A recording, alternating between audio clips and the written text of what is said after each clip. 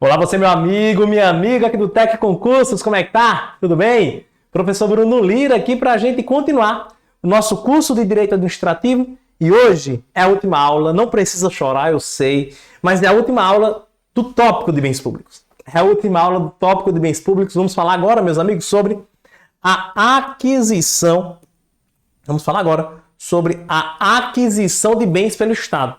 Veja, lá na parte de classificação quanto à titularidade, eu falei para você, olha, isso aqui são bens atribuídos pela Constituição ao Estado. Só que o Estado pode adquirir bens públicos de outras formas. É justamente essas formas que a gente vai conversar. Primeiro ponto, pessoal, para a gente entender aqui, a gente precisa saber que esses bens públicos, a gente precisa entender que esses bens públicos podem ser adquiridos pelo Estado de maneira originária ou de maneira derivada, tá? De maneira originária ou de maneira derivada. A aquisição originária da propriedade pelo Estado, ela vai ocorrer, pessoal, independentemente da vontade do transmitente. Isso quer dizer que essa aquisição é feita de maneira unilateral. Como assim, professor? São formas pelo qual o Estado adquire a propriedade de terceiro sem precisar que o terceiro concorde, independentemente da vontade dele. É um ato unilateral. O Estado vai lá e adquire essa propriedade. Tá? É uma aquisição direta de bens. Esses bens são incorporados ao patrimônio público sem nenhuma espécie de restrição ou ônus. Ou seja, os bens, pessoal, eles ingressam no patrimônio do Estado totalmente livres e desimpedidos. Por quê? Porque é uma forma de aquisição originária da propriedade. Então, os bens vão ingressar no patrimônio do Estado de maneira livre e desimpedida. Por exemplo, qualquer direito real de garantia que tinha sobre esses bens serão sanados. Não existirão mais, porque o Estado ingressa esse bem em seu patrimônio de maneira originária. O bem, ele é como se o bem tivesse nascido naquele momento.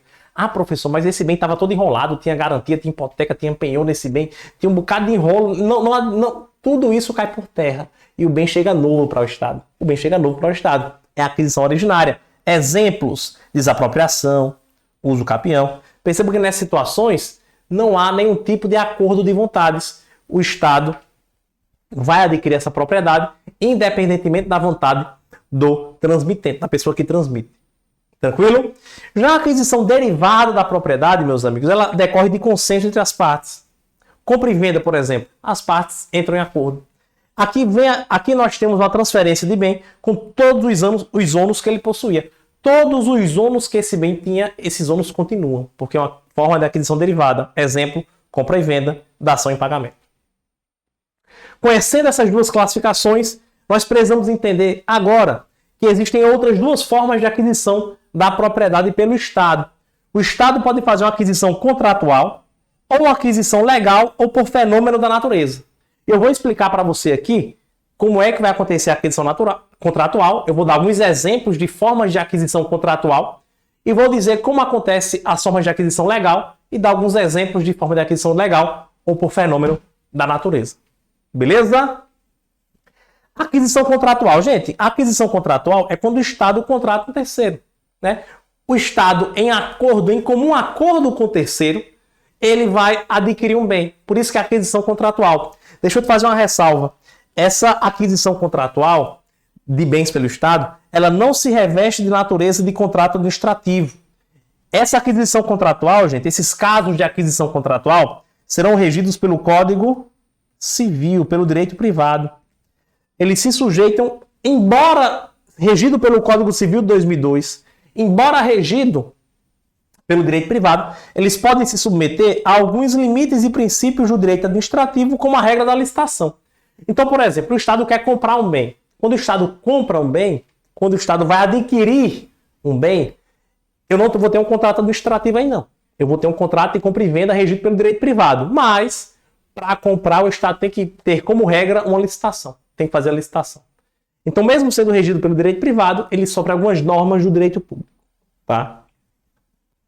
Compra e venda. Então, vamos entender aqui, falar um pouquinho das formas de aquisição contratual. A compra e venda está prevista no Código Civil. O artigo 481 diz assim, ó: pelo contrato de compra e venda, dos contratantes se obriga a transferir o domínio de certa coisa e o outro a pagar-lhe certo preço em dinheiro. Então a compra e venda é isso. Eu tenho aqui o Estado. Eu tenho aqui o terceiro.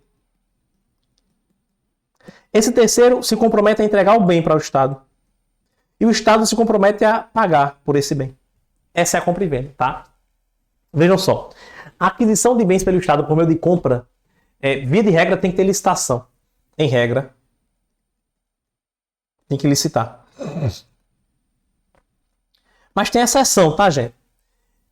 Segundo a Lei 14.133, que é a nova Lei de Licitações e Contratos, o Estado pode adquirir esse bem por inexigibilidade, se for um bem imóvel, e se esse bem imóvel tiver condições de instalação e localização que condicionem a escolha do bem. Era um caso de dispensa lá na Lei 8.666 e foi transformado em um caso de inexigibilidade na Lei 14.133. Então, se eu tenho um bem imóvel cujas condições de instalação ou localização desse bem condicionam a escolha do Estado, aí não tem como competir, porque o Estado precisa daquele bem naquela localização. Não pode ser em outra, tem que ser naquela. Então, é inviabilidade de competição, inexigibilidade de licitação. Beleza? Dação em pagamento. A dação em pagamento, gente, é quando alguém entrega um bem para pagar uma dívida. Eu tenho um Estado e terceiro. O terceiro está devendo para o Estado tributo, por exemplo. O Estado ele quer a satisfação da dívida, mas o terceiro diz assim: Estado, eu não tenho dinheiro, mas eu tenho aquela casa. Você quer essa casa? Para pagar a dívida? O Estado quer. Então pronto, essa casa passa para a propriedade do Estado por meio de dação em pagamento. Tá? Segundo o artigo 356 do Código Civil, o credor, que é o Estado, pode consentir em receber a prestação diversa da que lhe é devida. Em vez de receber dinheiro, recebia um bem. Resgate da enfiteuse. Opa, o que é enfiteuse? A gente viu isso lá nos terrenos de marinha, né? Então vamos lá. Quando a gente falou sobre os terrenos de marinha, a gente viu que aqueles terrenos, aquelas propriedades que estavam dentro do espaço de até 33 metros contados da linha de pré-amar, aqueles espaços, terrenos que estavam em até 33 metros contados da linha de pré-amar, são terrenos de marinha, por isso propriedade da União. As pessoas que moram, que constroem nesses terrenos, são meros enfiteusas. São meros enfiteusas, ou seja, são pessoas que não têm a propriedade do bem, têm apenas o domínio útil. Tem a faculdade do domínio útil e não a propriedade. Gente, quando eu tenho constituído a relação da enfiteuse, esse enfiteuta ele tem algumas obrigações a cumprir com o Estado, a cumprir com a União. Se ele descumprir uma dessas obrigações, aí ele vai perder o domínio útil. Então, por exemplo, eu tenho uma casa na praia, beira-mar, minha casa maravilhosa, mas é terreno de marinha. Eu sou enfiteuta. Eu não sou proprietário, então eu tenho o domínio útil do bem. Eu posso morar ali a vida inteira se eu quiser, porque eu tenho o domínio útil, beleza.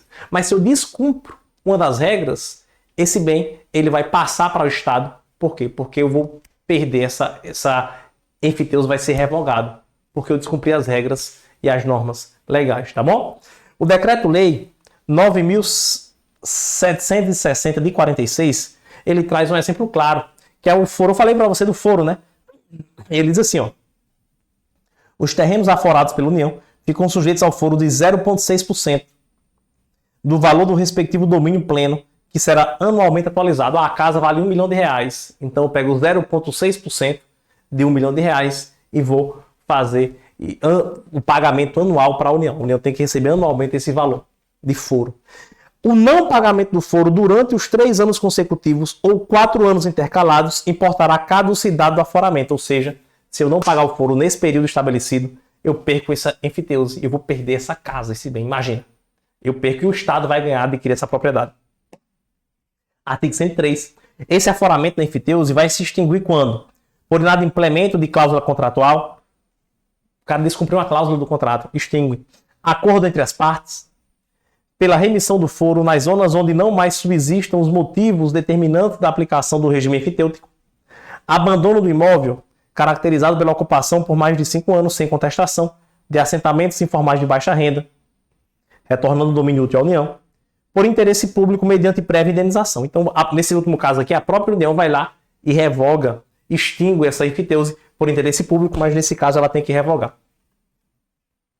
Decreto-lei vai falar do laudêmio, né? O laudêmio é aquele percentual que o enfiteuta tem que pagar quando transfere o domínio útil do bem para outra pessoa. Ele vai, o valor da transação, R$1 milhão, por exemplo. Aí eu pego 5% desse valor e tenho que pagar a união. É o laudêmio. A transferência onerosa entre vivos do domínio útil e da inscrição de ocupação de terreno da união ou de cessão de direito a eles relativos dependerá do prévio recolhimento do laudêmio pelo vendedor, em quantia correspondente a 5% do valor atualizado do domínio pleno do terreno, excluídas as benfeitorias. Tudo bem? Então, essa é a resgate da enfiteuse.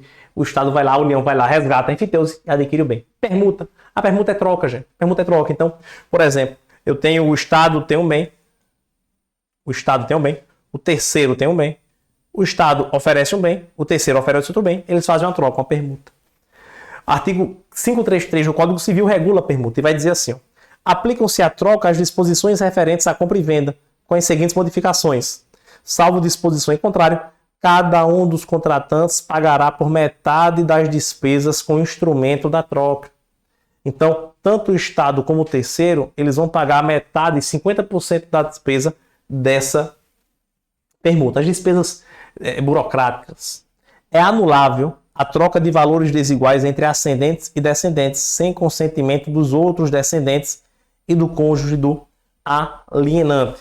Então, entre descendentes e ascendentes, a gente nem aplica esse inciso 2 aqui para o Estado, né? Porque aqui nesse caso haveria uma troca não entre ascendentes e descendentes, e sim entre a pessoa e o Estado. Então a gente nem se aplica esse inciso 2 não. Doação, olha, coisa boa. Doação é quando o Estado ganha um bem por doação. Alguém vai lá e doa um bem ao Estado, olha que beleza. Artigo 538 do Código Civil, considera-se doação o contrato em que uma pessoa, por liberalidade, transfere do seu patrimônio bens ou vantagens para outro. Alguém entrega, dá, né, de bom grado, faz uma doação. A doação é um instituto interessante porque ela pode ser simples, alguém dá e pronto, ou com encargos impostos ao donatário do bem, ao doador. Como assim, professor? O doador impõe encargos, né? Como assim? Eu quero doar um terreno ao Estado, mas eu digo assim: Estado, eu vou doar esse terreno para você, mas é o seguinte, eu tenho um sonho de ver nesse terreno a construção de uma praça. Então eu vou doar esse terreno para você, mas a gente vai deixar firmado no contrato de doação que você vai ter que, dentro de um prazo de 1 ano, construir uma praça. Entendeu? Então isso seria uma doação com encargos impostos ao donatário. Beleza, o que a gente viu até aqui foram as formas de aquisição contratuais. Agora nós vamos ver formas de aquisição legal ou por fenômenos da natureza. Por exemplo, a desapropriação. A desapropriação é uma forma originária da aquisição da propriedade prevista na Constituição. A desapropriação, gente, é quando o Estado ele chega em propriedade de um particular e diz: olha, particular, essa propriedade ela atende mais ao interesse público do que ao seu. Por esse motivo, essa propriedade vai ser transferida de você para mim, independentemente da sua concordância. Eu vou lhe pagar uma indenização prévia, justa em dinheiro, mas você não precisa concordar, é unilateral, compreende? Então, o Estado vai lá e pega essa propriedade. Acontece muita desapropriação, gente, em estradas, né? Eu tenho uma estrada e aí no meio do projeto dessa estrada tem lá várias casas. O Estado vai lá e desapropria todas essas casas para construir a estrada. Artigo 5º, inciso 24 da Constituição. A lei estabelecerá o procedimento para desapropriação por necessidade ou utilidade pública ou por interesse social, mediante justa e prévia indenização em dinheiro. Coisas importantes, características importantes. Primeiro, essa indenização tem que ser em dinheiro, em cash. Segundo, tem que ser justa, ou seja, tem que ser compatível com o valor de mercado daquele bem. Terceiro, tem que ser prévia. Antes de desafetar, eu tenho que indenizar. Ressalvados os casos previstos na Constituição. A Constituição Federal, gente, traz alguns casos que a indenização não será em dinheiro. Por exemplo, tem situações que a gente chama de desapropriação urbana, desapropriação rural, em que a indenização ela pode ser paga através de títulos da dívida pública, títulos da dívida agrária, no caso da desapropriação rural, e pode até mesmo, pessoal, ter uma desapropriação com fisco, em que a desapropriação vai ser feita sem nenhuma indenização. Olha só, é uma sanção, é uma desapropriação com fisco. Todos esses casos estão previstos na Constituição Federal, tá bom? A gente não vai estudar com a profundidade de desapropriação aqui, eu só quero citar e mostrar o que é, mas a gente estuda com maior profundidade lá na parte de intervenção do Estado na propriedade privada. Combinado? Beleza? Ok. Uso capião. Uso capião é um fato da natureza. A lei determina que também é um fato da natureza. Porque essa propriedade vai ser adquirida por uso capião pelo simples fato de o tempo passar, né? É uma prescrição aquisitiva. Então, gente, essa prescrição aquisitiva, essa uso capião, é uma forma originária da aquisição do bem da propriedade que se dá pelo decurso do tempo, fato da natureza, e também pela lei, porque a lei prevê. Então, o Estado pode usucapiar. Olha que interessante. O Estado pode usucapiar, eu falei isso para você várias vezes já. O Estado pode usucapiar bens, mas não pode ter bens usucapidos.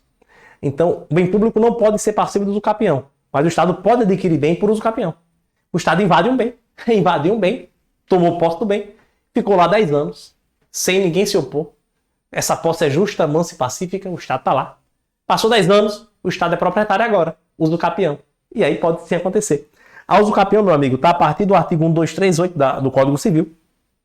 E ele diz assim, ó: aquele que por 15 anos, sem interrupção nem oposição, possuir como seu um imóvel, adquirir-lhe a propriedade, independentemente de título e boa-fé, podendo requerer ao juiz que assim o declare por sentença, a qual servirá de título para registro no cartório de registro de imóveis. Então, ó, o que por 15 anos, 15 anos seguidos, sem interrupção nem oposição, ninguém chegou para reclamar, ele tem o imóvel, vai adquirir a propriedade. Para o imóvel, 15 anos, adquirir a propriedade. No caso do Estado, se o Estado ocupa o imóvel para fazer alguma obra, para fazer algum serviço, o prazo reduz para 10. Ó. Parágrafo único. O prazo estabelecido neste artigo reduzir-se-á a 10 anos se o possuidor houver estabelecido no imóvel sua moradia habitual ou nele realizado obras ou serviços de caráter produtivo. Se o Estado fez invadiu para fazer uma obra, para fazer um serviço, 10 anos de uso capião. Tranquilo? Acessão natural. A acessão natural, gente, é um acréscimo à propriedade que eu já tenho. Eu já tenho uma propriedade. Aí, naturalmente, acontece algum acréscimo a ela. Então, eu vou adquirir essa propriedade por acessão natural. A adesão à propriedade passa a pertencer ao proprietário. Por exemplo, formação de ilhas. O Estado tem um rio. O Estado tem um rio. E aí, nesse rio, são formadas ilhas nesse rio. De maneira natural. De maneira naturalmente, foi formada uma ilha ali, uma ilha fluvial. Essa ilha pertence ao Estado por acessão natural, tá? O Código Civil 2002, no artigo 1248, diz que a acessão pode dar-se por formação de ilhas, aluvião, avulsão, abandono de álveo, plantações ou construções. Testamento ou herança vacante. Primeiro, testamento, gente. Embora seja muito incomum, mas alguém pode deixar bens em testamento para o Estado. Eu tenho bens e quando eu faço meu testamento, eu coloco lá. Eu quero que esses bens fiquem em propriedade da União, do Estado, do município. Eu posso fazer isso. Mas vamos supor que eu não coloquei no testamento, professor. Eu não tenho testamento. E aí eu tenho o caso da herança vacante. Eu quero herança vacante. Eu morro e não tem nenhum herdeiro para receber essa herança. Não tem ascendente, não tem descendente, não tem cônjuge, não tem nenhum herdeiro necessário. Olha o que diz o artigo 1822 do Código Civil.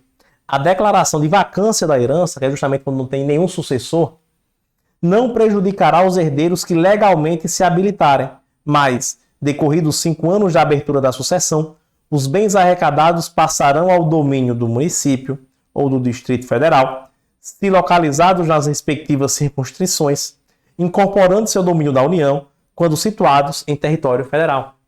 Artigo 1844. Não sobrevivendo cônjuge, companheiro, nem parente algum sucessível, ou tendo eles renunciado à herança, todo mundo renunciou à herança, o que é outra coisa muito difícil, né?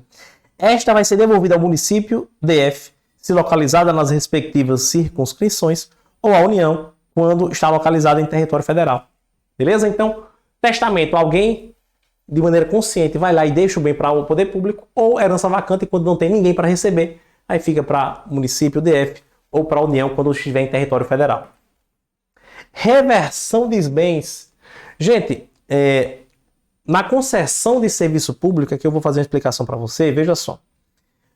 O que é um contrato de concessão de serviço público? Acontece assim, eu tenho um poder público que é chamado de poder concedente. Poder concedente. Esse poder concedente contrata uma concessionária de serviço público. Essa concessionária presta o serviço ao usuário particular, ao usuário do serviço, ao cidadão comum. Ok. O que é que vai acontecer aqui, gente? Vai acontecer um contrato administrativo entre o poder concedente, que é o poder público, e a concessionária, que é a empresa privada. Beleza. Essa empresa privada, ela vai adquirir vários bens, ela tem que adquirir vários bens para conseguir prestar o serviço. Então, para que essa empresa privada consiga prestar o serviço, é normal que ela adquira vários bens. Meu amigo, ao final desse contrato de concessão, quando ele estiver terminando, ele tem que ter prazo determinado, tá? Tem que ter prazo determinado. E ao final desse contrato, o poder concedente, tendo em vista a continuidade dos serviços públicos, o poder concedente pode reverter os bens para ele. Então vamos supor que essa concessionária adquiriu bens no valor de 5 milhões de reais. 5 milhões. No final do contrato de concessão, o poder público pode pegar aqueles bens que são necessários à prestação de serviço e reverter para ele, adquirir a propriedade. Olha só. Como é que isso ocorre, professor? Veja, tem indenização? O poder público paga por esses bens? Depende. Depende por quê? Veja, esses bens já foram amortizados pelo lucro que a concessionária adquiriu ou não foram amortizados ainda? Como assim? Veja, vamos supor que essa concessionária ela adquiriu de lucro durante o tempo do contrato, ela adquiriu 10 milhões de reais de lucro. Ora, se ela teve 10 milhões de lucro e os bens que serão revertidos para o Estado são 5 milhões, o Estado não paga nada de indenização, porque ela teve um lucro maior do que o valor dos bens. Então tá tranquilo. Esse lucro não é receita não, tá? É lucro. Lucro é receita líquida, não é receita bruta. Então o lucro é o serviço se pagou todos os funcionários, os sócios, o diretor, pagou todo mundo, aqui é só lucro. O lucro foi maior do que o valor dos bens revertidos? Foi, então não tem indenização. Agora vamos supor que o lucro foi de 1 milhão. 1 milhão. 1 milhão de lucro e os bens foram no valor de 5 milhões que foram revertidos ao Estado. Aí nesse caso, precisaria de indenização. O Estado teria que pagar a indenização no valor de 4 milhões. Que é a diferença. Beleza? O artigo 36 diz assim, ó. A reversão no advento do termo contratual, ou seja, no final do contrato, advento do termo é quando chega o prazo determinado para o contrato acabar. Essa reversão far-se-á com a indenização das parcelas dos investimentos vinculados a bens reversíveis, ainda não amortizados ou depreciados. Ainda que não foram amortizados, ou seja, ainda que o lucro não foi suficiente para compensar. Que tenham sido realizados com o objetivo de garantir a continuidade e a atualidade do serviço concedido. Ora, acabou a concessão. Se eu permitir que a empresa leve todos os bens, o serviço vai parar, pô. Porque são bens que são necessários à prestação de serviço. Então não posso permitir, tem que reverter mesmo. Pena de perdimento de bens do Código Penal. O Código Penal, ele traz no artigo 91, como efeito de condenação, um dos efeitos, a pena de perdimento do bem. Veja, são efeitos da condenação. A pena em favor da União é salvado o direito do lesado ou de terceiro de boa-fé. Então, a União vai adquirir bens que são objeto de crime, por exemplo, os instrumentos do crime, desde que consistem em coisas cujo fabrico, alienação, uso, porte ou detenção constitua fato ilícito. Outra forma que a União vai adquirir esse bem também, produto do crime ou de qualquer bem ou valor que constitua proveito oferido pelo agente com a prática do fato criminoso. O Estado vai adquirir esse bem também. Aí aqui eu tenho uma pena de perda de bens da improbidade administrativa, que é diferente do Código Penal. A improbidade administrativa, pessoal, ela tem lá no artigo 12 da Lei 8429 de 92. Ele traz as penalidades pelos atos de improbidade administrativa. E ele diz que vai ter a perda dos bens que foram acrescidos ilicitamente ao patrimônio. O cara praticou um ato de improbidade, em decorrência desse ato de improbidade, ele teve uma vantagem patrimonial ilícita. Essa vantagem patrimonial ilícita que ele teve, ele vai perder. Por exemplo, o cara aceitou propina para liberar uma mercadoria apreendida. Uma mercadoria foi apreendida, o cara foi lá, recebeu uma propina e liberou a mercadoria de maneira ilícita. Ora, essa propina é o enriquecimento ilícito dele. Esse valor da propina que ele deve perder em face do poder público. Tudo bem? Meu amigo, sabendo disso, vamos fazer questões. Questãozinha Sebrácio vai dizer assim, ó.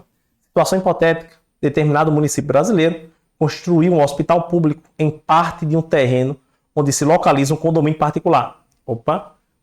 O município construiu um hospital público em parte de um terreno onde se localiza um condomínio particular. Foi lá e construiu um hospital. Assertiva: nessa situação, segundo a doutrina, obedecidos os requisitos legais, passaram em 10 anos, o município poderá adquirir o bem por uso capião. Pode sim. Pode sim. Foi lá e construiu o hospital, fez uma obra pública. Então, afetou aquele bem, gente. Passa 10 anos, pode adquirir por uso capião. Tranquilo, beleza? Meu amigo, minha amiga, muito obrigado por você estar aqui comigo. A gente viu mais um tópico de direito administrativo. Nosso curso está ficando excelente. E a gente encerra nessa aula de hoje o tema de bens públicos, tá bom? A gente se encontra no próximo tópico para falar sobre outro tema do direito administrativo. Para mim é um prazer. Para mim sempre é um prazer enorme estar aqui com você. Se você for com qualquer dúvida, eu vou deixar à sua disposição o meu Instagram. Combinado? Valeu demais, um forte abraço. Eu te aguardo em uma próxima oportunidade. Até mais. Tchau, tchau.